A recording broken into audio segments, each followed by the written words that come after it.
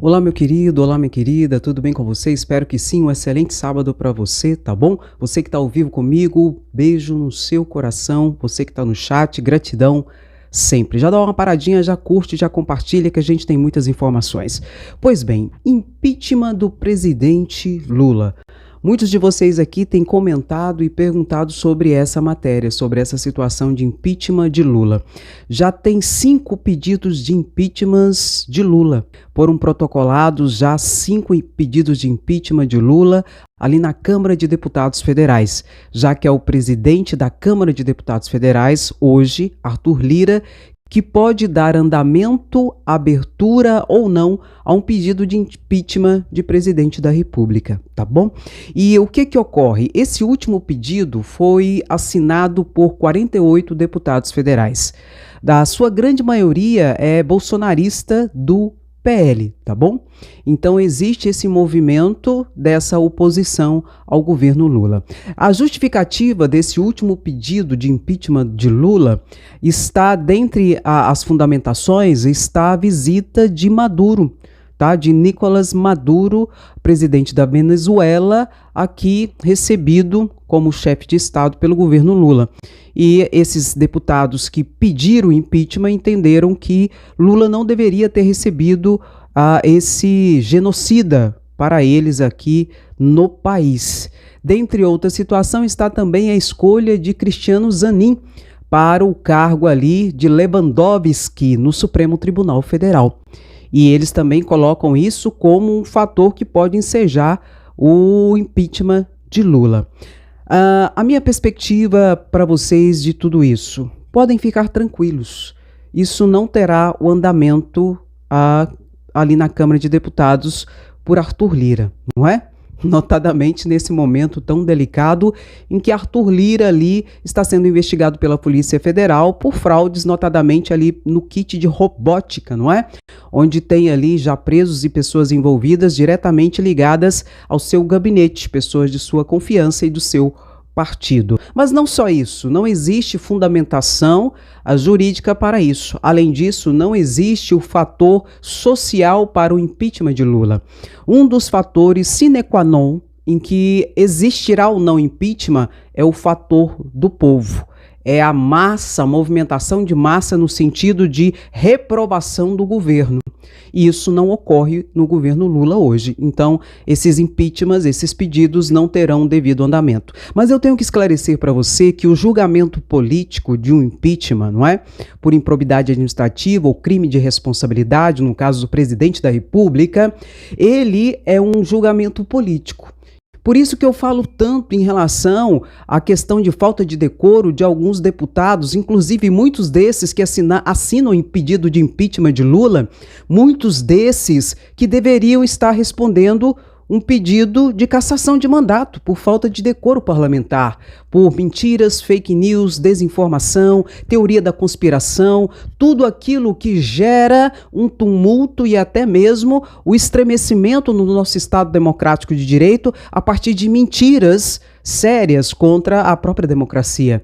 E muitos desses, inclusive, participaram do golpe, direta ou indiretamente, e estão ali, não é? A Deus dará sem qualquer tipo de reprimenda estatal, o que é muito grave, porque a impunidade acaba gerando novos atos criminosos e novos atentados à democracia. Então, ao invés de ter impeachment e o pedido de impeachment de Lula, deveria sim ter o pedido de impeachment ou de cassação de mandato de deputados e senadores golpistas, não é? E nós sabemos que juridicamente, eu estou falando do julgamento político, que é muito mais rápido, juridicamente já existe uma movimentação, notadamente, por exemplo, contra o deputado federal André Fernandes, que é o autor, o propositor da CPMI do golpe. Um investigado pela Polícia Federal que já concluiu o inquérito e disse que André Fernandes cometeu o crime de incitação ao atentado violento ao Estado Democrático de Direito, bem ao exercício pleno dos poderes, está ali enquanto investigador na CPMI. Então trocam as bolas, trocam os parâmetros e confundem as pessoas. E é por isso que muitos são enganados. não é? E acabam trocando as bolas, os pés pelas mãos e se aliando a pessoas que de fato, de verdade, não defendem o povo e nem tampouco a manutenção da democracia, mas pelo contrário, se levantam paulatinamente, diretamente, outros discretamente contra a democracia e, consequentemente, contra o povo. Mas aqui eu te mantenho bem informado. Então, esses pedidos não terão andamento, entende? Não terão. Mas Lula tem que abrir o olho e tomar cuidado. Dentre esses que assinaram esse pedido de impeachment, o outro, 4 são da base do governo. Então Lula precisa tomar cuidado e abrir o olho e ficar vigilante e atento aos movimentos que ocorrem no Congresso Nacional. E mais do que isso, a garantia e a manutenção do governo Lula não está no Congresso Nacional, está nas ruas, está com o povo. Se o presidente Lula trouxer as respostas econômicas necessárias e o povo ficar satisfeito, não existe ambiente político para impeachment. O povo é o fator determinante. E dentro desse ambiente é importante a gente destacar um outro assunto. Você lembra do ICMS combustível? Você lembra que Bolsonaro em 2022 baixou o ICMS para baixar o preço dos combustíveis e assim diminuir a sua impopularidade, então tentar ali conseguir mais votos nas eleições? E para tanto ele baixou o preço do ICMS para baixar o preço da gasolina. Eu expliquei aqui no canal aquela época. Eu disse que essa medida era inconstitucional e que isso ia acabar parando na mesa do Supremo Tribunal Federal. E foi o que aconteceu. E parou na mesa do Supremo Tribunal Federal.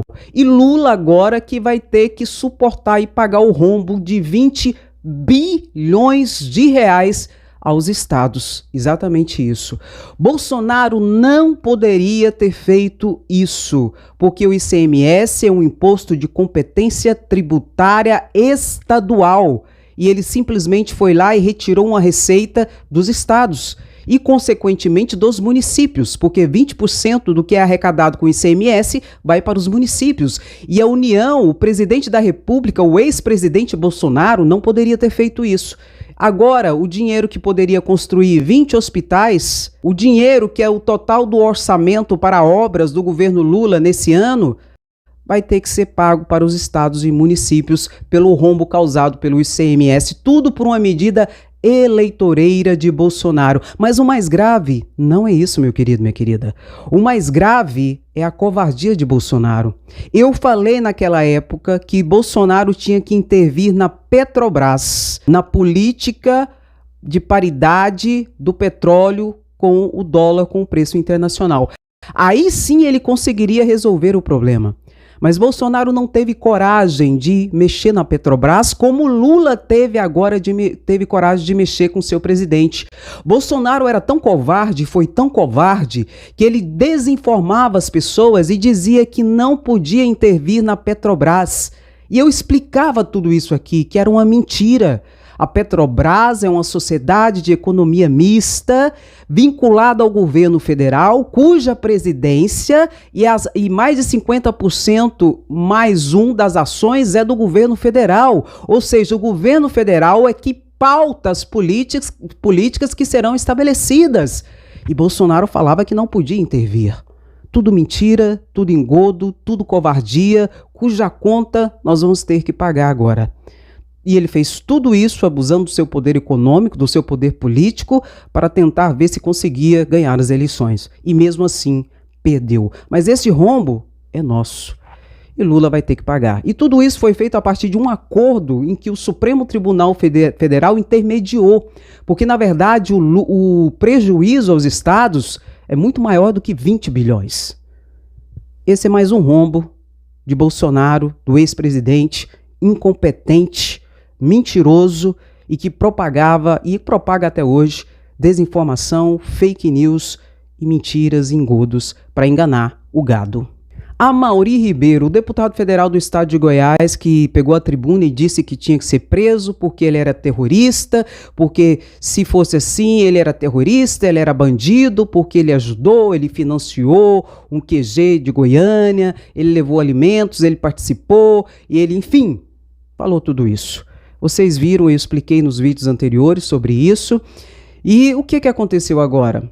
Ele tentou retratar-se um pouco do que ele falou, que foi tirado do contexto, que não era bem isso, mas enfim, não importa. Eu falei para vocês que a Polícia Federal deveria investigar toda a situação. A Polícia Federal já pediu ali no Supremo Tribunal Federal a prisão preventiva do deputado estadual Amaury Ribeiro por ser, como ele disse, réu confesso do atentado à abolição do Estado Democrático de Direito. Não sei se o Supremo Tribunal Federal vai acatar ou não esse pedido da Polícia Federal, mas foi feito já o pedido da Polícia Federal para o Supremo Tribunal Federal para a prisão preventiva desse deputado bolsonarista Amaury Ribeiro, até mesmo para investigar de fato e de verdade a profundidade e até aonde ele se comprometeu e ele agiu ali em toda essa situação que reverberou no dia 8 de janeiro na tentativa de golpe ao Estado Democrático de Direito, ao atentado aos três poderes. E nesse mesmo contexto, o Supremo Tribunal Federal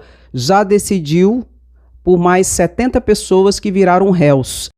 Ao todo já são 1.300 e poucas pessoas que já se tornaram réus pelo atentado, pela tentativa de atentado à abolição do Estado Democrático de Direito, ali no ataque aos três poderes no dia 8 de janeiro. Mais de 1.300 pessoas já são réus e respondem e vão responder processos no Supremo Tribunal Federal. Por que no Supremo Tribunal Federal? Por um ato falho ou um ato burro, besta, que eles cometeram. Eles foram atacar logo o Supremo Tribunal Federal. Se eles não tivessem atacado, depredado o prédio do Supremo Tribunal Federal, o processo não seria no Supremo Tribunal Federal. Seria um processo na Justiça Comum, ali, singular, de primeira instância. Só que a partir do momento que eles entraram no Supremo Tribunal Federal, a competência já passou a ser do Supremo Tribunal Federal. E tudo complica para quem é processado no Supremo Tribunal Federal. Por quê, Andréia? Porque primeiro um advogado para articular ali no Supremo Tribunal Federal e aceitar uma demanda no Supremo Tribunal Federal é caro. É muito caro, porque é a Corte Suprema, a pessoa tem que ter minimamente a capacidade razoável de, no mínimo, dialogar e saber defender de fato e de verdade a pessoa ali a qual ele está defendendo. Além disso, no Supremo Tribunal Federal não existe, de fato e de verdade, recurso para uma instância superior. Por quê? Porque já chegou no Supremo Tribunal Federal, o superior. Então a capacidade recursal ali é muito pequena ou quase inexistente, ou seja, se vier uma decisão primeira de condenação, será muito difícil a reforma ou a mudança dessa decisão, ou seja, tão enrolados quem vai responder processo ali no Supremo Tribunal Federal. E já são mais de 1.300 pessoas ali que responderão a processo, e muito possivelmente esse deputado Amaury é mais um que vai entrar na baila ali dos processos pelos atos atentatórios à democracia. É importante a gente fazer uma outra distinção. O dia 8 de janeiro, o ataque, só foi o resultado de uma sequência de atos anteriores, concatenados, organizados, que chegou àquele fim, que foi o ataque do dia 8 de janeiro. E nós sabemos que precisam ser responsabilizados notadamente os financiadores, dentre esses muitos mercenários da fé, dentre esses muitos políticos, notadamente o chefe mor Bolsonaro, que já responde um inquérito, inclusive na Polícia Federal, sobre essa demanda. O que eu acredito que toda a situação está sendo aguardada ainda, esperando o quê? Esperando setembro para que Augusto Aras, o passador de pano de Bolsonaro, possa sair ali do Supremo Tribunal Federal enquanto Procurador-Geral da República, e o Lula vai indicar o novo Procurador-Geral da República, em que muita coisa vai mudar. Quiçá em relação a Deltan Dallagnol e Moro. Exatamente isso. O ministro da Comunicação, Pimenta, já se manifestou e disse que tem que haver justiça e que todas as situações ali têm que ser debeladas em relação à Vaza Jato, à Lava Jato. Notadamente que esses novos atores que apareceram, como Tacla Duran, que vai dar o seu depoimento no final desse mês na Câmara de Deputados Federais, como Tony Garcia, que todos falaram ali que a Lava Jato torturavam psicologicamente, que extorquiam as pessoas, que colocava as pessoas em situação de tortura para que ela pudesse inventar uma história ou para que ela pudesse dar informações, se tornasse infiltrado, tudo para perseguição e acusação e condenação de pessoas de esquerda, notadamente para a prisão de Lula. E que tudo isso foi orquestrado por Moro a partir de uma chantagem para com os desembargadores do TRF4 pela festa da cueca, em que Moro filmou tudo e tem os desembargadores ali do TRF4 em sua mão. Uma trama pior do que novela mexicana. Eu sei de uma coisa, o Conselho Nacional de Justiça pediu ao Supremo Tribunal Federal para que ele enviasse as provas da Lava Jato para que o Conselho Nacional de Justiça possa ali concluir a inspeção que está sendo realizada por esse conselho no TRF 4ª Região, bem como na 13ª Vara, para saber o que está acontecendo, notadamente com o afastamento de Luiz Apio, a partir de um áudio que veio em que Luiz Apio ligou para o filho do desembargador Marcelo Musselli, e esse filho é sócio genro de Sérgio Moro, ligou ameaçando-o.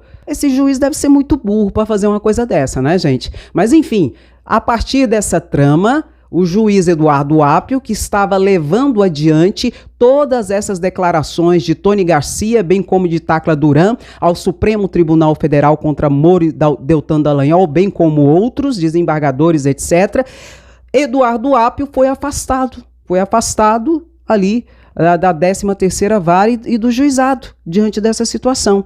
E Tony Garcia disse que tudo foi uma trama de Moro, de Sérgio Moro. E já existe uma operação da Polícia Federal que quebrou o sigilo de Sérgio Moro, e existem conversas de WhatsApp em que Sérgio Moro ali conversa com procuradores, enfim, e organiza toda essa situação para incriminar pessoas da esquerda, notadamente à época Lula, bem como a presença de fato de verdade de infiltrados.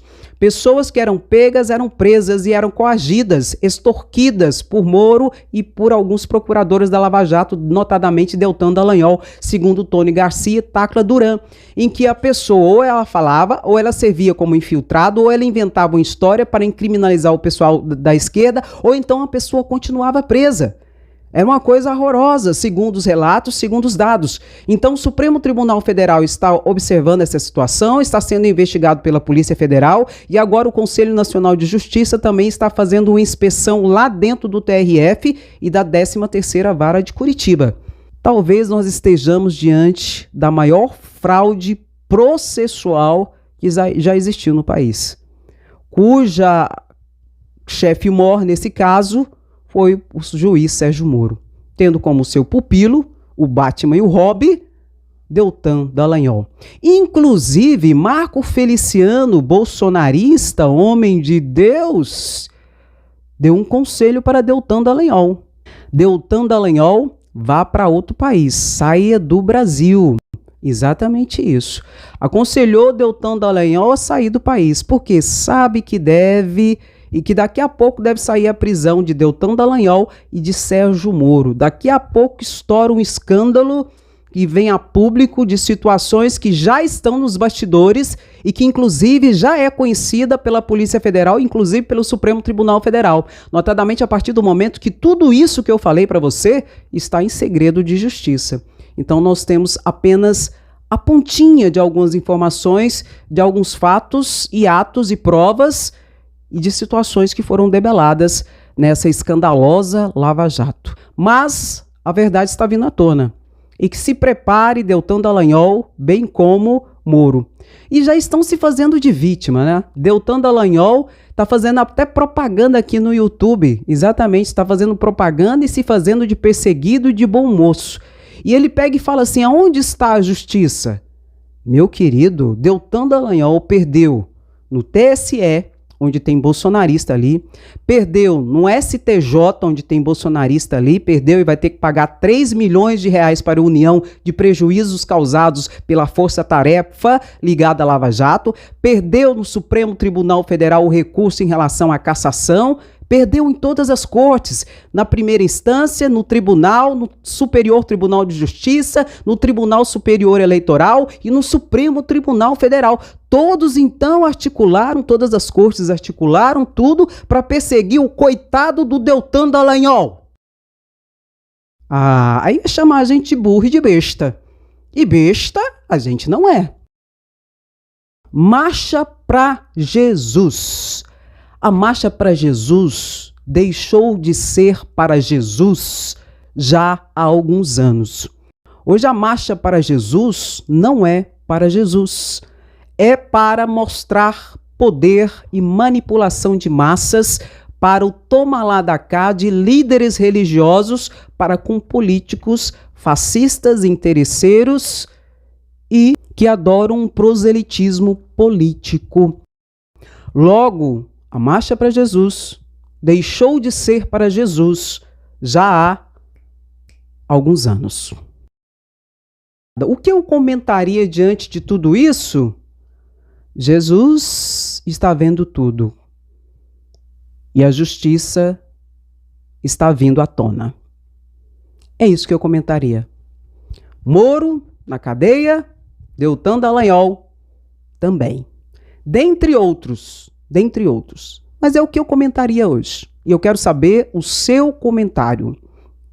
Leio todos e respondo o máximo que eu consigo, tá bom?